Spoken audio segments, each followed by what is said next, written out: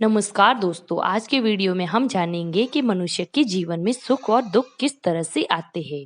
तो आइए शुरू करते हैं।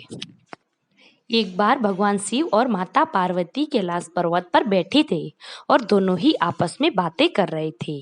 फिर माता पार्वती ने भगवान शिव से पूछा कि हे प्रभु, मैंने देखा है कि पृथ्वी पर जो लोग दुखी है वो और उन्हें और ज्यादा दुख मिलते हैं, और जो लोग ज्यादा सुखी है उन्हें दुख नहीं प्राप्त होते। इसका क्या कारण है?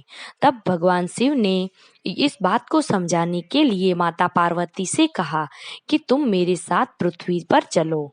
फिर दोनों ही जनों ने अपना वेश मनुष्य के रूप में बदल दिया और दोनों पति पत्नी बनकर धरती पर रहने के लिए गए।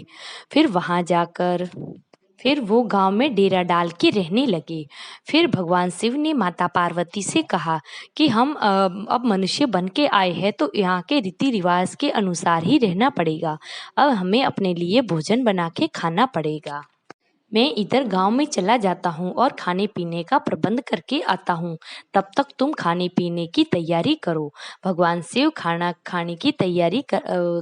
के सामान लेने के लिए बाहर गए और पीछे माता पार्वती चूल्हा बनाने के लिए ईंटें ढूंढने के लिए गई।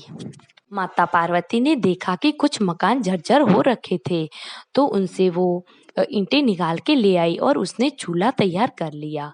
फिर थोड़ी ही देर में भगवान शिव वहां आ पहुंचे और उनके हाथ में कुछ भी नहीं था। खाली हाथ आते हुए देख माँ पार्वती खड़ी हो गई और कहने लगी कि तुम तो खाने का सामान लेने के लिए गए थे, फिर ऐसे ही वापिस खाली हाथ लौट के कैसे आ गई? फिर भगवान शिव ने कहा कि अब तुम्हें उन चीजों की आवश्यकता नहीं है, और पूछा कि तुम मुझे ये बताओ कि तुम ये चूल्हे के लिए ईंटें कहाँ से लेकर आई हो? फिर माता पार्वती ने कहा कि मैं गांव में गई थी और वहां मैंने देखा कि कुछ मकान जर्जर हो रखे थे। शायद उनकी किसी ने केयर नहीं की और नहीं उसकी देखभाल की, इसलिए वो जर्जर हो रखे थे। मैं उनमें से निकाल के ईंटें लेके आ गई और चूल्हा बना दिया। तब भगवान शिव ने कहा कि जो घर झर्जर हो रखे थे, बिखरने वाले थे, तुमने उनको और ईंटें निकाल के और बिगाड़ दिया। तुम ईंटें उन नए नए वाले घरों में से भी तो निकाल के ला सकती थी। फिर भगवान शिव की बात सुनकर माता पार्वती ने कहा कि वो घर बहुत सुंदर थे और उनमें रहने वाले लोगों ने उनको अच्छे से सजा धजा के अच्छा बना रखा था। फिर उस उनकी सुंदरता को बिगाड़ना मैंने उचित नहीं समझा, इसलिए मैंने उनकी जगह पुराने जो झज्जर हो रखे थे उनकी ईंटें निकालना सही समझा। फिर भगवान शिव ने कहा फिर भगवान शिव ने माता पार्वती से कहा कि तुमने मुझसे जो प्रश्न पूछा था उसका उत्तर यही है। अब जिन लोगों ने अपना घर सुंदर बना रखा और अच्छे से उनका रख रखाव कर रखा, उसकी ईंटें तुमने नहीं निकाली, इसका मतलब ये है कि उन लोगों ने अपने कर्मों द्वारा अच्छे कार्य किए हैं, इसलिए उन्हें दुख कैसे हो सकता है? उन्होंने अपने कर्मों का अच्छा फल मिला है, इसलिए वो आज सुख का जीवन जी रहे हैं। मनुष्य के जीवन में जो भी आज सुखी है वो अपने पिछले जन्म के कर्मों के कारण सुखी है। जो लोग गलत गलत कर्म करते हैं और पाप वगैरह करते हैं, उनके कर्म भी अच्छे नहीं होते हैं।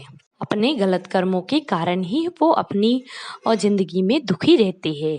इसलिए हम सभी को ऐसे अच्छे कर्म करने चाहिए जिससे कि हमारे जीवन में कभी दुखों का आगमन ही नहीं हो, सुख ही सुख रहे। अच्छे कर्म करेंगे तो अच्छे ही सुख और अच्छे परिणाम मिलेंगे, और तो गलत कर्म करेंगे तो उसके परिणाम भी गलत और दुख भरे ही होंगे।